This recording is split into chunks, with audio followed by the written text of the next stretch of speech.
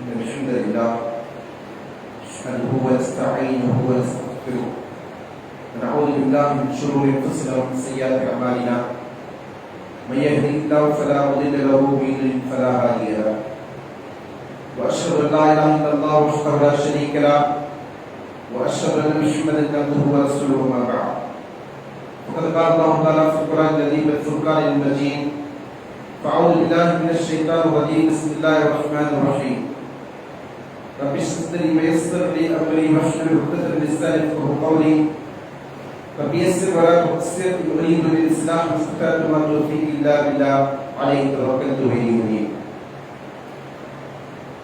قال تعالى يا أيها الذين آمنوا اتقوا الله حق تقاته ولا تموتن إلا وأنتم مسلمون وقال تعالى في آية أخرى يا أيها الناس اتقوا ربكم الذي خلقكم من نفس واحدة وخلق منها زوجها وبث منهما رجالا كثيرا ونساء واتقوا الله الذي تساءلون به والأرحام إن الله كان عليكم رقيبا وقال تعالى في آية أخرى يا أيها الذين آمنوا اتقوا الله وقولوا قولا سديدا يصلح لكم أعمالكم ويغفر لكم ذنوبكم ومن يطع الله ورسوله فقد فاز فوزا عظيما أيها الإخوان والأخوات أوصيكم وإياي بتقوى الله அளவிலா கருணையாளர் நிகழ்நாளுடைய அல்லாஹ் பேரை கொண்டாடும் செய்கிறேன். அல்லாஹ்வின் சாந்தியும் சமாதானமும் நபிகள் ஸல்லல்லாஹு அலைஹி வஸல்லம் அவர்கள் மீதும் அவருடைய வழிமுறையை பின்பற்றி வாழ்ந்த உத்தம சத்திய சஹாபாக்கள் தாபீன்கள் தபா தாபீன்கள் ஐமாக்கள் இன்னும் நல்லடியார் அனைவர் மீதும் குறிப்பாக அல்லாஹ்வின் இல்லத்தில் அவன் நம் மீது கடமையாற்றிய ஜும்மாவுடைய தொழுகையை நிறைவேற்றுவதற்காக வேண்டி அல்லாஹ்வின் தூதர் அவர்கள் காண்பித்த வழிமுறை பிரகாரம் ஜும்மாவுடைய நேரத்தில் இங்கே ஒன்று இருக்கின்ற நம் அனைவரும் மீது ரஹ்மான் அல்லாஹ்வின் கருணை கிருபை நடைபெற்றிருக்கிற பிரார்த்தனைகளது ஜும்மாவை முதலாவதாக ஆரம்பிக்கிறேன். முகவரியாக பேசுவதற்கு பெரியவர்களே சகோதரர்களே தாய்மார்களே, இந்த மாதம் ரபியுல் அவல் மாதம். இந்த மாதத்தை பொறுத்தவரை இந்த மாதத்திற்கென்று பிரத்யேகமான சிறப்பை அல் குர்ஆனில் அல்லாஹ் தஆலா இது நமக்கு எடுத்துச் சொல்லவில்லை.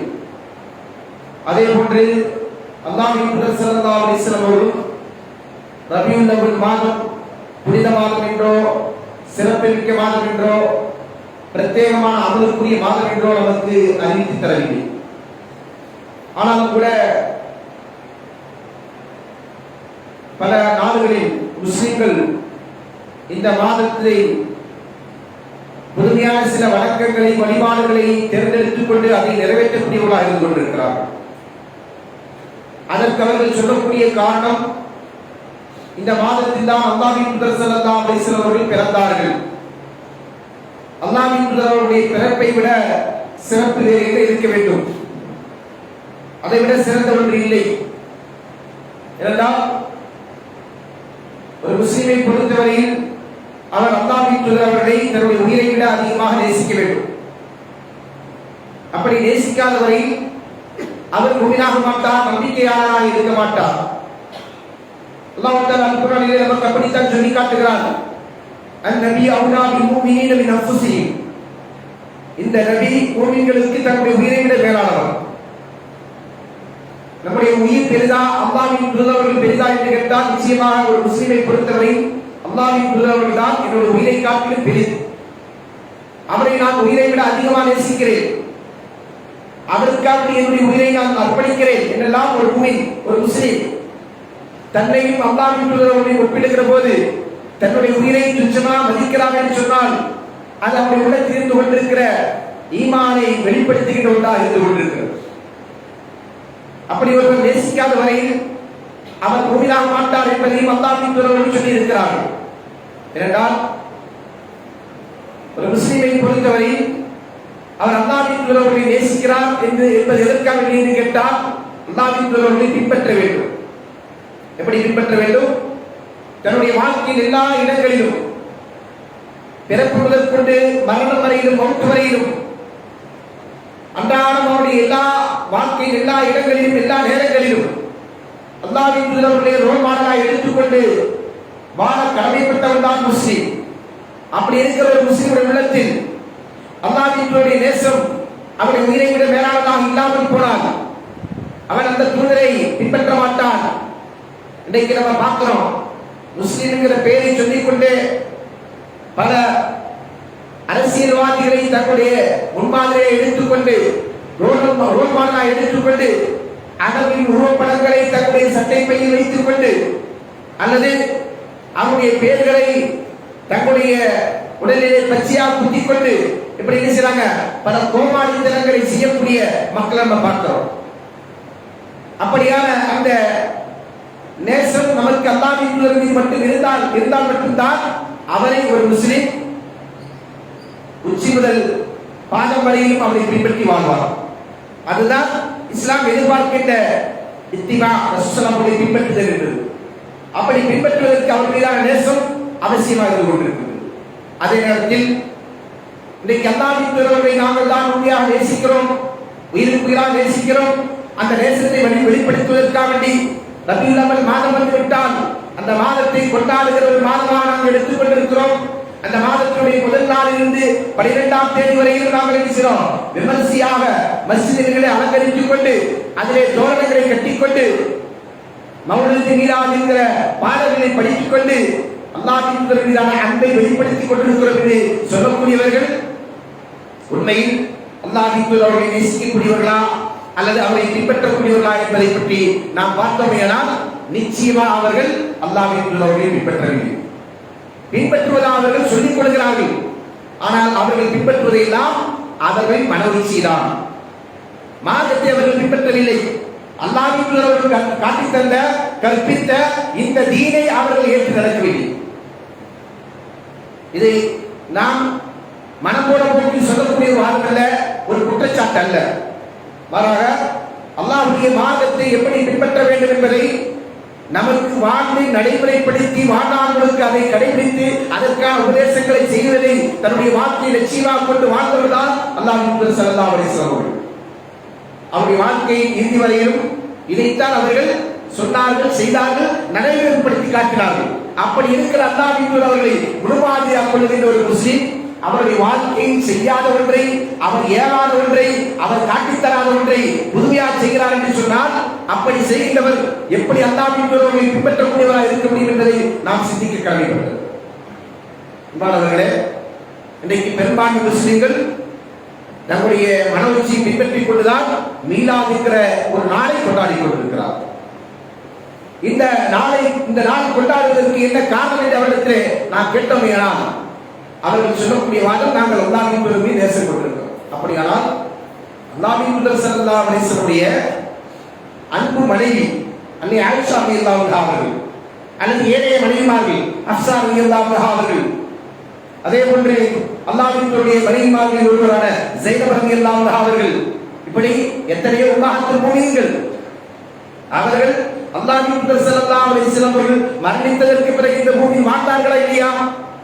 குறிப்பாக அன்னை ஆயிஷா ரலியல்லாஹு அன்ஹா அவர்கள் மட்டுமே அல்லாஹ்வின் தூதருடைய வஃபாத்துக்கு பிறகு இந்த பூமியில் 58 வருடங்கள் உயிர் வாழ்ந்திருக்கிறார். 1-2 வருடம் இல்லை, எத்தனை வருடம்? 58 வருடம் இங்கே இந்த பூமியில் அவர்கள் வாழ்ந்திருக்கிறார். அப்படி வாழ்ந்திருக்கிற அன்னை அவர்கள் தன்னுடைய வாழ்க்கை என்றைக்காவது ஒரு நாள் அல்லாஹ்வின் தூதர் பிறந்த நாள் என்கிற அந்த நாளை நினைவுபடுத்தக்கூடியவர்களாக இருந்திருக்கிறார்களா அல்லது அந்த நாளை சிறப்பிக்கும் வண்ணமா ஏதாவது ஒரு அமலை செய்யக்கூடியவர்களாக இருந்திருக்கிறார்களா அல்லது இவர்கள் எந்த மௌலூத் என்கிற பாடல்களை படித்து வைத்துக் கொண்டு அல்லது எழுதி வைத்துக் கொண்டு அதை படிப்பதை ஒரு வணக்கமாக்கிக் கொண்டு மஸ்ஜிதுகளிலே இது போன்ற அனாச்சாரங்களை நடத்தி கொண்டிருக்கிறார்களே, அவர்கள் அன்னை அவர்கள் இது போன்ற ஒரு காரியத்தை செய்தார்கள் என்று அவருடைய வாழ்க்கையிலே அவருடைய வாழ்க்கை குறிப்புகளிலே பார்க்கிறார்களா என்று கேட்டால் இல்லை. அப்படியானால் அன்னை ஆயிஷா ரலியல்லாஹு அன்ஹா அவர்கள் அல்லாஹ்வின் தூதரை நேசித்தார்களா அல்லது நீங்கள் நேசிக்கிறீர்களா? உண்மையாக நேசம் யாருடைய உள்ளத்தில் இருந்து கொண்டிருக்கிறது? அதே போன்று நாம் அல்லாஹ்வின் தூதரை உயிரை விட அதிகமாக நேசிக்கிறோம் என்று சொல்லுகிறோம். ஆனால் நாம் இன்னும் வரையிலும் அதை செயல்படுத்தி காட்டவில்லை. ஆனால் அன்பானவர்களே, சத்திய சஹாபாக்கள் அல்லாஹ்வின் தூதரோடு வாழ்ந்தவர்கள் அதை நடைமுறைப்படுத்தி காட்டக்கூடியவர்களாக இருந்தார்கள். தங்களுடைய உயிரை விட அல்லாஹ்வின் தூதருடைய உயிரை மிக மேலானதாக மதித்து அதற்காக தங்களுடைய உடல்களை அவர்கள் அல்லாஹ்வின் தூதருக்கு பாதுகாவல் கவசமாக கேடயமாக பயன்படுத்தியவர்கள். போர்க்களங்களில் எதிரிகள் தாக்க வருகிற போது அச்சுறுத்தல் நிறைந்த சூழல்களில் பாதுகாப்பு இல்லாத காலங்களில் எல்லாம் அல்லாஹ்வின் தூதர்களுக்கு அரணாக திகழ்ந்தவர் யாரு? சத்திய சஹாபாக்கள். அந்த சஹாபாக்கள் அல்லாஹ்வின் தூதர்கள் அதிகம் நேசிக்கின்ற, அல்லாஹ்வின் தூதர்களை அதிகமாக நேசித்த அபூபக்கர் ரலியல்லாஹு அன்ஹு அவர்கள் அல்லாஹ்வின் தூதர்களுடைய வஃபாத்துக்கு பிறகு இந்த பூமியில் 2 ஆண்டுகள் மிகப்பெரிய ஆட்சி அதிகாரத்தை கையில் எடுத்துக் கொண்டு இந்த மக்களை வழிநடத்தக்கூடியவர்களாக இருந்தார்கள். கலீஃபத்துல் முஸ்லிமீன், முஸ்லிமுடைய கலீஃபாவாக, அல்லாஹ்வினுடைய கலீஃபாவாக, முஸ்லிமுடைய கலீஃபாவாக அவர் இந்த பூமியிலே ஆட்சி அதிகாரத்தை செலுத்திக் கொண்டிருந்தார். அப்படி இருக்கிற அபூபக்கர் ரலியல்லாஹு அவர்கள் அல்லாஹ்வினுடைய வஃபாத்துக்கு பிறகு இந்த பூமியில் அவர்கள் வாழ்ந்த காலகட்டத்தில் 2 ஆண்டுகள் இருந்தார்களே, அந்த 2 ஆண்டுகளில் 2 முறை ரபீஉல் அவ்வல் மாதம் வந்ததே, அந்த ரபீஉல் அவ்வல் மாதத்திலே அபூபக்கர் ரலியல்லாஹு அவர்கள் இந்த மீலாதை கொண்டாடினார்களா? அப்படி ஒரு சான்றை கியாமத் நாள் வரையிலும் இதுதான் நபி ஸல்லல்லாஹு அலைஹி வஸல்லம் மீதான நேசத்திற்கான அளவுகள் என்று சொல்லக்கூடியவர்களால் கொண்டு வந்து சமர்ப்பிக்க முடியாது. அதே போன்று அவருக்கு அடுத்தபடியாக உமர் ரலியல்லாஹு அவர்கள் எந்த அளவுக்கு அவருடைய நேசம் இருந்தது தெரியுமா? அல்லாஹ்வின் தூதர்கள் மரணித்திருக்கிறார்கள், மரணப்படுக்கையில் மரணித்து மையத்தாக இருந்து கொண்டிருக்கிற அல்லாஹ்வின் தூதருடைய உடலை பார்த்துவிட்டு இந்த நபி மரணித்தார் என்று இவனாவது சொன்னால் அவருடைய உடல் வேறு, கழுத்து வேறு, தலை வேறு என்று நினைச்சுவேன், அவனை நான் வெட்டி சாய்க்கிடுவேன் என்று சொன்ன உமர் ரலியல்லாஹு அவர்கள். அப்படியானால் என்ன காரணம்? அந்த உமருக்கு அல்லாஹ்வின் தூதர் மீது உண்மையாகவே நாம் சொல்லுகிறோம் அல்லவா, உயிரை விட அதிகமாக நேசிக்க வேண்டும். அந்த நேசம் உண்மையாகவே இருந்தது. அதை இருந்ததை பறைசாற்றிட்டு வந்தவாழ்த்தான் அவர் அப்படிப்பட்ட ஒரு வாழ்க்கை உயிர்க்கிறார். அவரால் தாங்கிக் கொள்ள முடியாது, உண்மையாகவே தாங்கிக் கொள்ள முடியவில்லை என்பதை அவர் வெளிப்படுத்துகிறார். அப்படிப்பட்ட உமர் ரலியல்லாஹு அவர்கள் மிகப்பெரிய செல்வாக்கோடு செங்கோல் ஆட்சி செய்கின்ற அளவிற்கான அதிகாரம் படைத்தவராக இந்த பூமியிலே 10 ஆண்டுகள் உயிர் வாழ்ந்தார்கள், 10 ஆண்டுகள் ஆட்சி செய்தார்கள். அந்த உமர் ரலியல்லாஹு அவர்கள் அல்லாஹ்வின் தூதருக்காக வேண்டி பிறந்த நாளை கொண்டாடினார்களா, மீலாது விழாவை கொண்டாடினார்களா? அப்படி ஒரு சான்றை உங்களால் சமர்ப்பிக்க முடியுமா? 1 ஆண்டு 2 ஆண்டு அல்ல, 10 ஆண்டுகள். 1 ஆண்டில் வேண்டுமானால் தவறி போயிருக்கலாம், சூழல் அமையாமல் இருந்திருக்கலாம். ஆனால் 10 ஆண்டுகள் கூடவா அவருக்கு அது போன்ற வாய்ப்பு கிடைக்கவில்லை என்று சொல்ல முடியுமா? அப்படியானால் உமர் ரலியல்லாஹு நேசம் உண்மையானதா? உங்களுடைய நேசம் உண்மையானதா? அதே போன்ற அன்பானவர்களே, அல்லாஹ்வின் தூதர் ஸல்லல்லாஹு அலைஹி வஸல்லம் 2 மகள்களை திருமணம் முடித்த உஸ்மான் ரலியல்லாஹு அவர்கள், அந்த உஸ்மான் ரலியல்லாஹு அவர்கள் 12 ஆண்டுகள் இந்த பூமியில் ஆட்சி செய்தார்கள், அதிகாரத்திலே வாழ்ந்தார்கள், கலீஃபாவாக இருந்தார்கள், அவருடைய சொல்லுக்கு கட்டுப்படுகின்ற மக்களாக உலகத்தின் பெரும்பகுதி இருந்தார்கள். அப்படி ஆட்சி செய்து கொண்டிருக்கிற உஸ்மான் ரலியல்லாஹு அவர்கள் 12 ஆண்டுகளில் என்றைக்காவது ஒரு நாள் அல்லாஹ்வினுடைய பிறந்த நாள் என்கிற நாளை கொண்டாடுகின்றவர்களாக, சிறப்பிக்கின்றவர்களாக, அந்த நாளை நினைவு கூறுகின்றவர்களாக இருந்திருக்கிறார்களா என்று கேட்டால் அதற்கு நீங்கள் சரித்திரங்களில் சான்றுகளை கொண்டு வர முடியுமா என்றால் நிச்சயமாக உங்களால் கியாமத் நாள் வரையில் கொண்டு வர முடியாது. அதே போன்றுதான் அல்லாஹ்வின் தூதர் ஸல்லல்லாஹு அலைஹி வஸல்லம் குடும்ப உறவாக இருந்து கொண்டிருக்கிற ஏனென்றால் சிறிய தந்தையின் மகன் அலி ரலியல்லாஹு அவர்கள், அதே போன்று அல்லாஹ்வினுடைய இறக்குறை என்று சொல்லக்கூடிய ஃபாத்திமா ரலியல்லாஹு அன்ஹா அவர்களின் கணவனாக இருந்த அலி ரலியல்லாஹு அவர்கள் இந்த பூமியிலே அதற்கு பின்னர், அதாவது உஸ்மான் ரலியல்லாஹு ஆட்சிக்கு பின்னர் 4 ஆண்டுகள் ஆட்சி செய்தார்கள். பாருங்கள் மொத்தம் எத்தனை ஆண்டுகள் என்று எண்ணி பாருங்கள். அபூபக்கர் ரலியல்லாஹு 2 ஆண்டுகள், உமர் ரலியல்லாஹு 10 ஆண்டுகள், உஸ்மான் ரலியல்லாஹு 12 ஆண்டுகள், மொத்தம் 24 ஆண்டுகள். அதற்கு பிறகு அலி ரலியல்லாஹு 4 ஆண்டுகள். இதுல சுத்தமெல்லாம் இருக்கிறத நம்ம கணக்கில் கொண்டு வரல, 6 மாசம் கூட எல்லாம் செஞ்சிருக்கிறாங்க சிலர். அப்ப இந்த 4 ஆண்டுகள் ஆட்சியை செய்த அலி ரலியல்லாஹு அவர்கள் இவர்கள் வாழ்கின்ற காலத்தில் இந்த மீலாது என்கிற கொண்டாட்டம் இருக்கிறதா? அவர்கள் மௌலிது பாடல்கள் என்கிற பாடல்களை மஸ்ஜிதில் வைத்து பாடினார்களா? மஸ்ஜித் நபவியில் அப்படிப்பட்ட ஒரு நிகழ்வு அரங்கேற்றப்பட்டதா? அல்லது அவருடைய ஆளுமையில் இருந்த கூஃபா நகரத்தின் தலைமைப்பிடமாக இருந்திருக்கிற இடங்களில் அது போன்ற பாடல்கள் அரங்கேற்றப்பட்டதா? அது போன்ற ஒரு விழாவை அவர்கள் கொண்டாடினார்களா என்று கேட்டால் அதற்கு வேறு சான்றை உங்களால் சமர்ப்பிக்க முடியாது. இதெல்லாம் போகட்டும். இதற்கு பின்னர் அசத் ஹுசைன் ரலியல்லாஹு அவர்கள் யார்? அவர்கள் அல்லாஹ்வின் தூதர் ஸல்லல்லாஹு அலைஹி வஸல்லம் பேர பிள்ளைகள், சய்யிதா ஷபாபி அஹ்லில் ஜன்னah, சொர்க்கவாசிகளின் இளைஞர்களின் தலைவர்கள் என்று அல்லாஹ்வின் தூதர் போற்றுகின்ற, அல்லாஹ்வின் தூதர் அளவுக்கு அதிகமாக நேசித்த, அல்லாஹ்வின் தூதருடைய அளவுக்கு அதிகமாக நேசித்த, அல்லாஹ்வின் தூதருக்கு தோற்றத்தில் ஒப்பாக இருந்து கொண்டிருக்கிற அல்லாஹ்வின் தூதர் ஸல்லல்லாஹு அலைஹி வஸல்லம் பேர பிள்ளைகள், அவர்கள் இந்த பூமியில் ஆட்சி செய்தார்கள், வாழ்ந்தார்கள். அவர்கள் யாராவது இது போன்று அல்லாஹ்வின் தூதருடைய பிறந்த நாளை கொண்டாடினார்களா?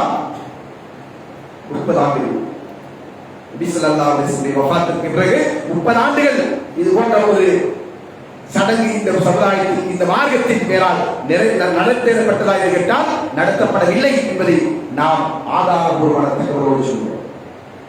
அதற்கு அடுத்தபடியாக அன்பானவர்களே, சஹாபாக்கள் இந்த பூமியில் வாழுகின்ற காலம் வரையிலும் ஏறத்தாழ ஹிஜ்ரி முதல் நூற்றாண்டுடைய இறுதி வரையிலும் சஹாபாக்கள் இந்த பூமியில் வாழ்ந்தார்கள்.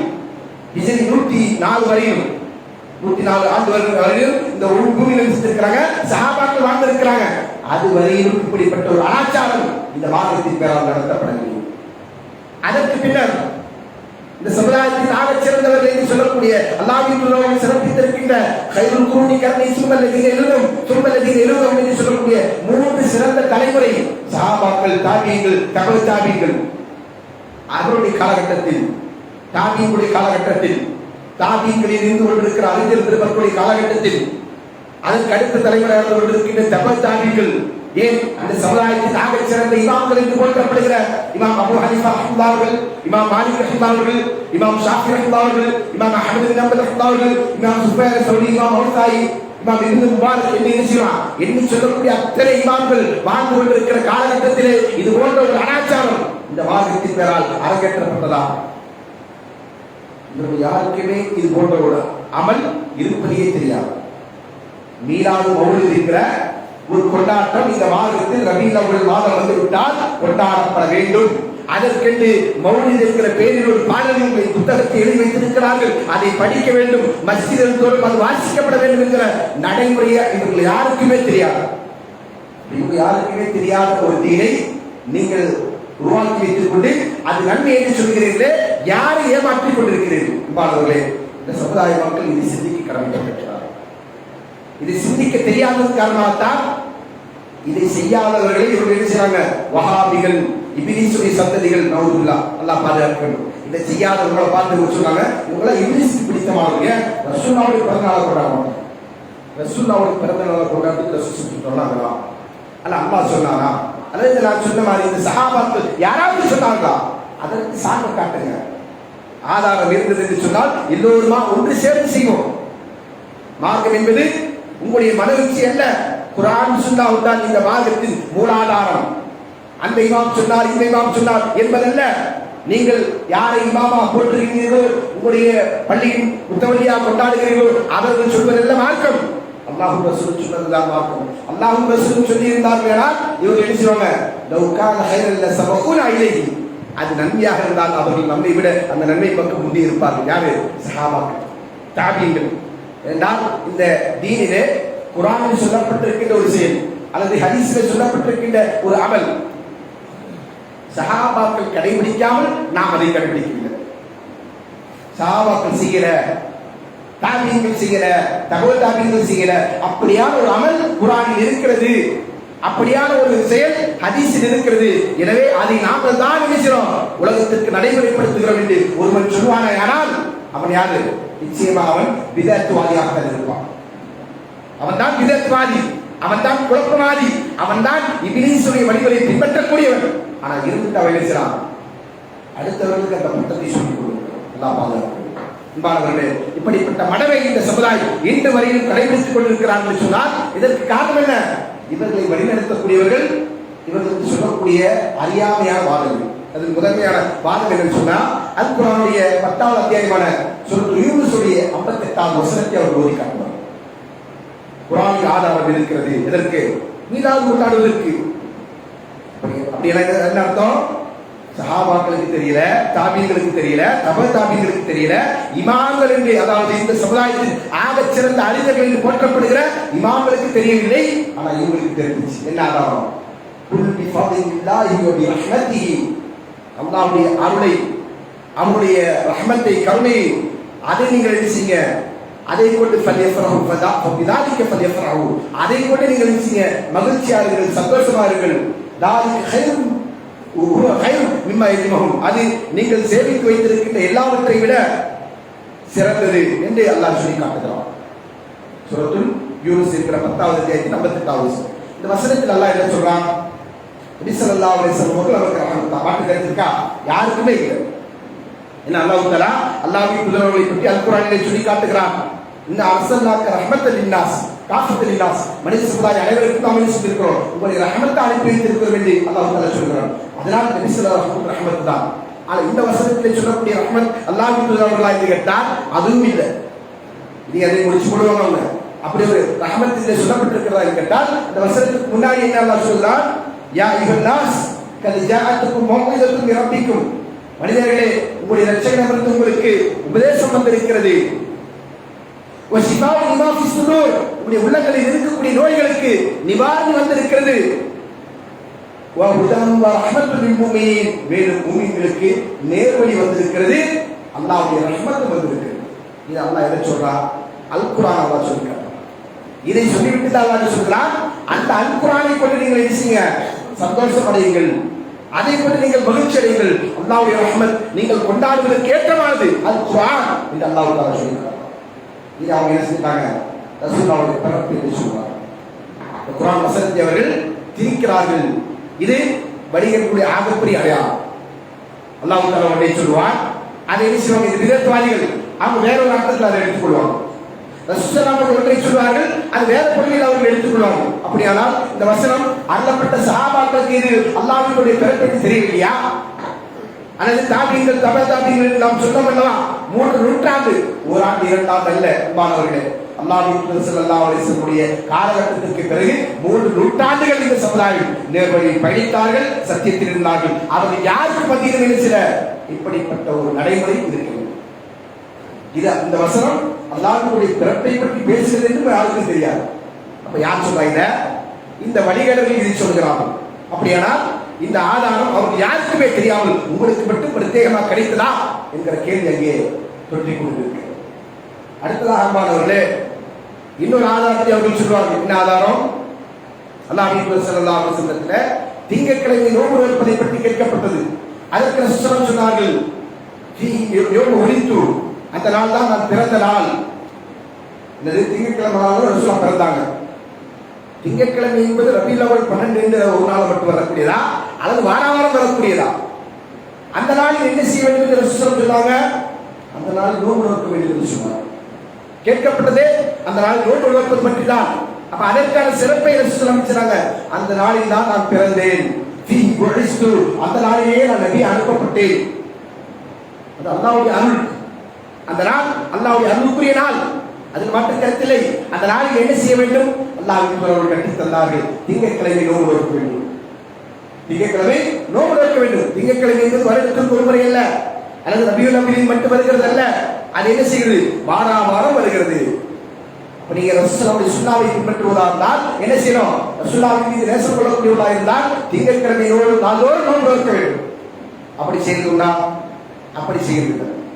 அப்ப அது மட்டுமல்ல, இந்த ஆதாரம் திங்கட்கிழமையில் தான் நபி ஸல்லல்லாஹு அலைஹி வஸல்லம் பிறந்தார்கள், அந்த நாளில் நோன்பு நோற்றார்கள், நோன்பு நோக்கும்படி ஏவினார்கள், அந்த நாளில் நபி அனுப்பப்பட்டார்கள் என்கிற செய்தி நாம் இந்த வசனத்திற்கு கேட்ட அதே கேள்வி. சஹாபாக்களுக்கு தெரியாதா, தாபீங்களுக்கு தெரியாதா, தப தாபீங்களுக்கு தெரியாதா, இந்த சமுதாயத்தின் மூத்த முன்னோர்கள் என்று சொல்லக்கூடிய சிறந்த முன்னோர்கள் என்று சொன்ன அந்த 3 தலைவருக்கு தெரியாததா உங்களுக்கு தெரிந்துவிட போகிறது. அவர்கள் ஏன் இந்த நாளிலே மீலாது கொண்டாடவில்லை? இந்த ஹதீஸை ஆதாரமாக கொண்டு இந்த ஹதீஸ்களை பதிவு செய்திருக்கிற இமாம் முஸ்லிம் ரஹ்மத்துல்லாஹி அவர்கள், இந்த ஹதீஸ் சஹீஹ் முஸ்லிமில் பதிவு செய்யப்பட்டிருக்கிற ஹதீஸ், அவர்கள் இதை ஆதாரமாக கொண்டு என்றைக்காவது காலகட்டத்தில் மீலாது கொண்டாடினார்களா அல்லது மீலாது கொண்டாட வேண்டும் என்கிற கருத்தையாவது அந்த ஹதீஸுக்கு விளக்கமாக எழுதிய அறிஞர்கள் இமாம் முபைன் உட்பட எழுதியிருக்கிறார்களா? எழுதலையே. ஏன் எழுதல? அப்படியான ஒரு புரிதல் அந்த ஹதீஸுக்கு இல்லை. அது உங்களுடைய மனோ இச்சையின் அடிப்படையிலான புரிதல் என்று, அது மார்க்கம் சொன்ன புரிதல் அல்ல. அதனால் நீங்க என்ன செய்யுங்க, இந்த பேரை சொல்லிக்கொண்டு மார்க்கத்தில் இல்லாத ஒரு ஆச்சாரத்தை உருவாக்கி வைத்துக் கொண்டிருக்கிறது. அப்படியானால் இதுவும் அவருடைய மனம்போன போக்கில் அவர்கள் சொல்லக்கூடிய ஆதாரம் என்று குர்ஆன் சுன்னாஹ் நமக்கு சொல்லுகின்ற ஆதாரம் அல்ல என்பதை நாம் புரிந்து கொள்ள வேண்டும். அதற்கு அடுத்தபடி ஆம்பாளர்களே, இவர்கள் அடுத்து சொல்லக்கூடிய வாதங்கள் தெரியுமா? அல்லாஹ்வின் தூதர் ஸல்லல்லாஹு அலைஹி வஸல்லம் பிறந்த நாளிலே அபூ லஹப் என்ன செஞ்சாங்க, சுவைபா என்று சொல்லக்கூடிய அடிமையை விடுதலை செய்தான். அவர் கொண்டாடினார். யார்? அபூ லஹப். இவருக்கு மார்க்கத்துக்கு முன்னதாக அல்லாஹ்வின் தூதர் அவர்களா, அல்லாஹ்வின் தூதர்களை பின்பற்றிய சஹாபாக்களா அல்லது குர்ஆன் சொன்னாங்களா? அபூ லஹபா? அபூ லஹபை கேட்பாரு, அவரே நரகத்துக்கு போறவர். அவர் அல்லாஹ்வின் தூதரை ஈமான் கொள்ளல. கடைசி வரையிலும் காஃபிரா வாழ்ந்து காஃபிராவை மரணித்தவர். அப்படி இருக்கிற அவரை நீங்கள் என்ன செய்ய உங்களுடைய அமலுக்கு முன்னதாக காட்டுகிறீர்கள் சொன்னால் அப்ப நீங்க யாரும் பின்பற்றல, அல்லாஹ்வின் தூதர் அவர்களை பின்பற்றல. நீங்க நபி ஸல்லல்லாஹு அலைஹி வஸல்லம் மீது நேசத்தை வெளிப்படுத்துறீங்கன்னு சொல்றீங்க. அந்த நேசத்தை என்ன செய்யல, அல்லாஹ்வின் தூதர் அவர்களை பின்பற்றிக் கொண்டு நீங்கள் வெளிப்படுத்தவில்லை. மாறாக நீங்க செய்ய அபூ தாலிபை பின்பற்றிக் கொண்டு நீங்க என்ன செய்ய இந்த அனாச்சாரத்தை கடைபிடிக்கிறீர்களே தவிர அல்லாஹ்வின் தூதர் அவர்களை பின்பற்றவில்லை. அன்பானவர்களே, இப்படி நாம் எந்த கோணத்தில் எடுத்து பார்த்தாலும் இந்த அமல் மார்க்கத்தை செய்வதற்காக ஒன்றல்ல. அடுத்ததாக அல்லாஹ் தஆலா இந்த மார்க்கத்தை நமக்கு என்ன சொல்கிறார்? அல்-யௌம அக்மல்து லக்கும் தீனக்கும் அத்மம்து அலைக்கும் நிஅமதி வ ரதித்து லக்கும் இஸ்லாம தீனா. இந்த நாள் இந்த தீனை நான் முழுமைப்படுத்தி விட்டேன், இஸ்லாமிய உங்களுக்கான மார்க்கமாக நான் பொருந்திக் கொண்டேன் என்று அல்லாஹ் தஆலா இந்த மார்க்கம் முழுமைப்பட்டது என்று சொல்கிறார். அப்ப முழுமை பெற்ற மார்க்கத்திலே இல்லாதவற்றை நீங்கள் அமல் செய்துவிட்டு இதுவும் நல்லவர் என்று சொல்கிறீர்கள் சொன்னால் நீங்க என்ன செய்வீங்க? அல்லாஹ்வுக்கும் அல்லாஹ்வுடைய தூதருக்கும் புதிதாக மார்க்கத்தை கற்றுக் கொடுக்கிறீர்கள். அல்லாஹ் தீனக்கும் அல்லாஹ் கேட்கிறார், நீங்கள் அல்லாஹ்வுக்கு தீனை கற்றுத் தருவீங்களா?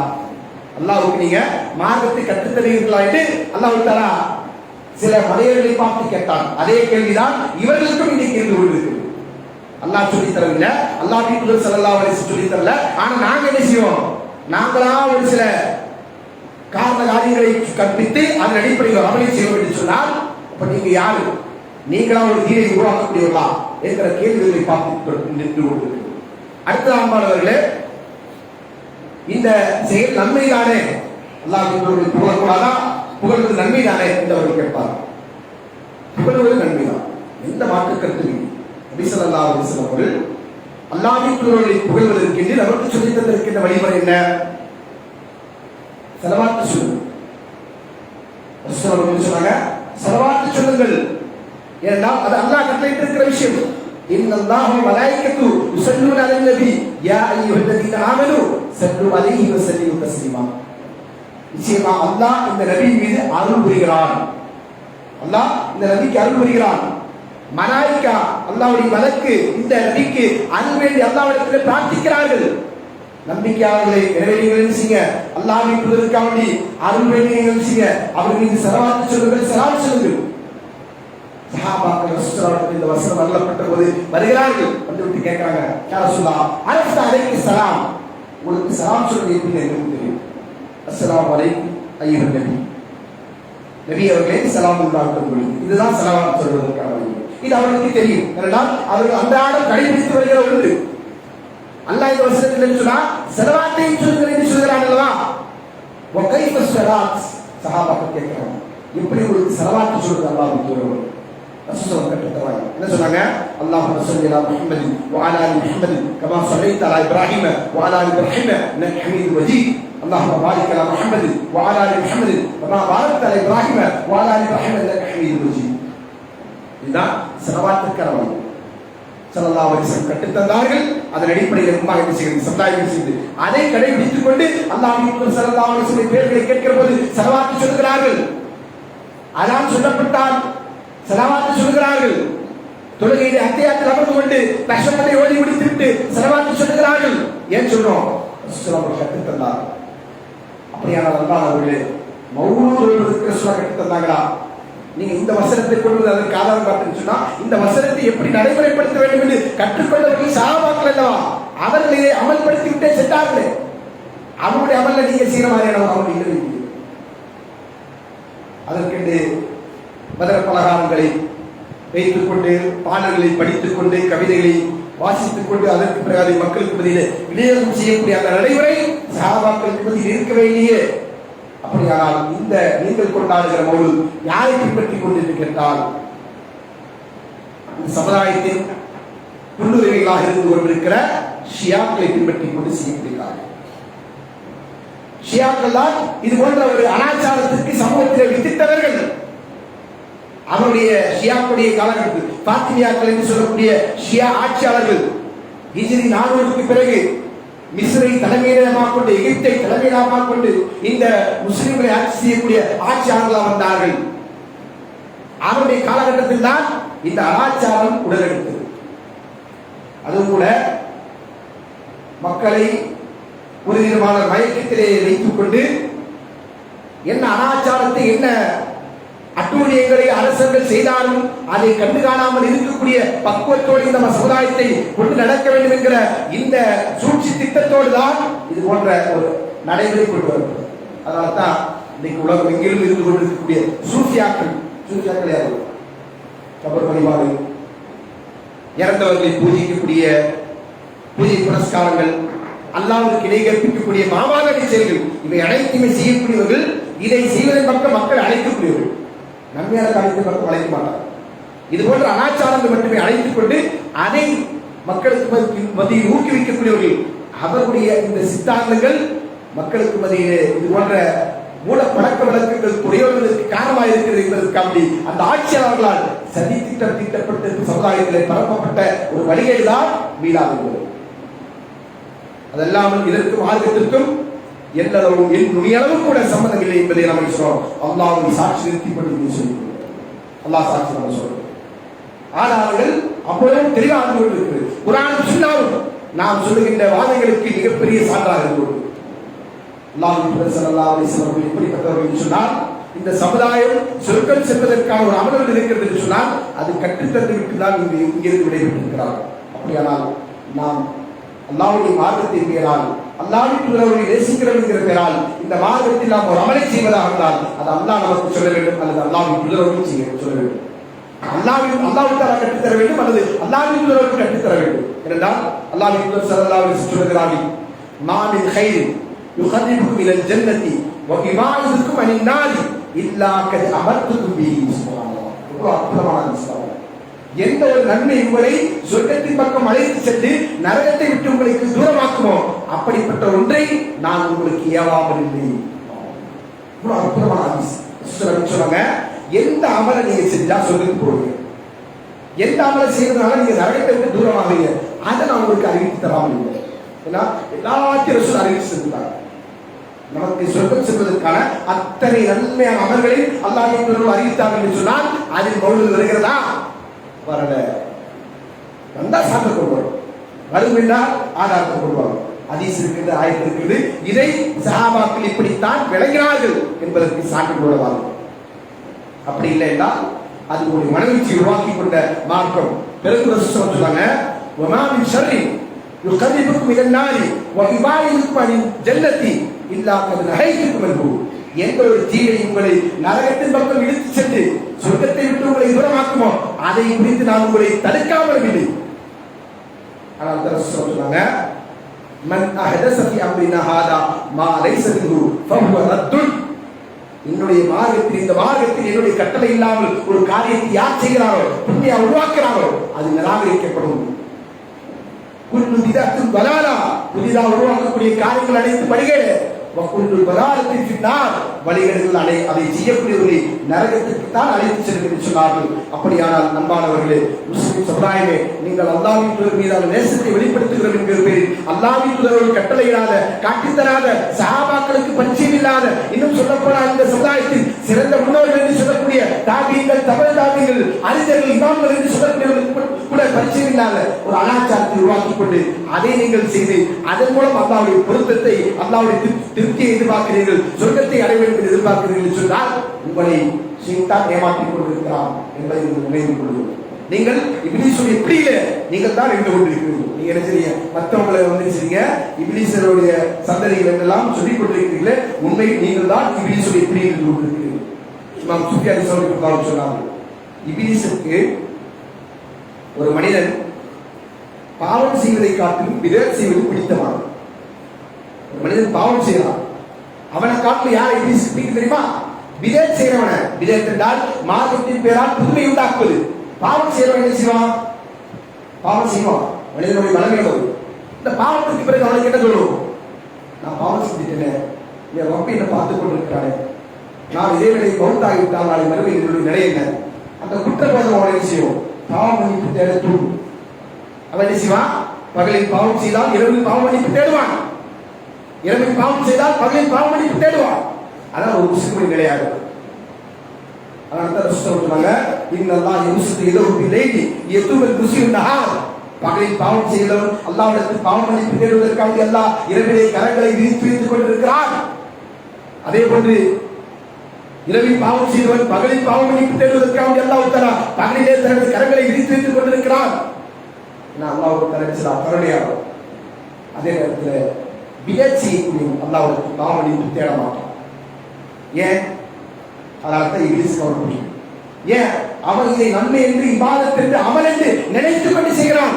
அந்த ஏமாற்றம் ஷைத்தான் அவனுடைய உள்ளத்திலே புகுத்தி விட்டான் என்கிற காரணத்தினால் அவன் ஷைத்தானுக்கு அடிபணிந்து விட்டான். அதனால் விதத்தை அவன் இருக்கிறான் அமலாக இபாதத்தாக நன்மையா நினைத்துக் கொண்டு செய்கிற காலம் வரையும் அவன் நிறுத்துவான். அவன் அல்லாஹ்விடத்தில் பாவம் இருக்கிறான். இதனால் இபிலீஸ் யார் பிடித்தவன்? விதத்துவான் தான் பிடித்தவன். அப்படி இருக்கக்கூடிய காரியங்களை செய்துவிட்டு நீங்கள் மற்றவர்களை பரிசார்வதை குறித்து நீங்கள் அல்லாஹ்வை அஞ்சிக் கொள்ளுங்கள், நாளை மறுமையை அஞ்சிக் கொள்ளுங்கள். இந்த அமல் அல்லாஹ்வை தூதரும் கற்றுத்தந்ததாக இருந்தால் எந்த விதமான சந்தேகம் இல்லாமல் நீங்கள் கடைபிடிங்கள். மறுமை நாளிலே நாம் நினைச்சோம் எல்லாருமே அல்லாஹ்வுக்குள்ளாக இருக்கிறது. நாம் சொல்லுகிறோம், அறுதிட்டு உறுதியாக சொல்லுகிறோம், 3 தலைமுறையில் இப்படிப்பட்ட ஒரு அமல் இல்லவே இல்லை. இருப்பதற்கு ஒரு சான்று கூட உங்களால் கொடுக்க வேண்டியது. புனையப்பட்ட பொய்யான முறையில் புனையப்பட்டிருக்கின்ற சான்றுகள் இல்லாமல் ஆதாரபூர்வமான குர்ஆனில் இருக்கிறது. நம்ம சொல்றோம் ஒரு செய்தியை சொல்லிட்டு இந்த ஹதீஸை இமாம் முஸ்லிம் பதிவு செய்தார்கள், இமாம் புகாரி பதிவு செய்தார்கள், இமாம் அபூ தாவூத் அவர்கள் பதிவு செய்தார்கள். அப்படி சொல்லக்கூடிய ஒரு சான்றை உங்களால் கொண்டு வர முடியாது, கியாமத் நாள் வரை கொண்டு வர முடியாது என்று சொல்லிக் கொள்கிறோம். அல்லாஹ் தஆலா இந்த சமுதாய மக்களுக்கு அல்லாஹ்வின் மார்க்கத்தை சரியான முறையில் புரிந்து பின்பற்றி அதன் அடிப்படையில் வாழ்கின்ற நல்ல ஒரு தௌஃபீக்கை வழங்கட்டும் என்கிற பிரார்த்தனையோடு ஜுமாவை உள்ளாமல் சொல்லி அக்குடி கோரியாதா அஸ்தக்ஃபிருல்லாஹ் வ லக்கும்.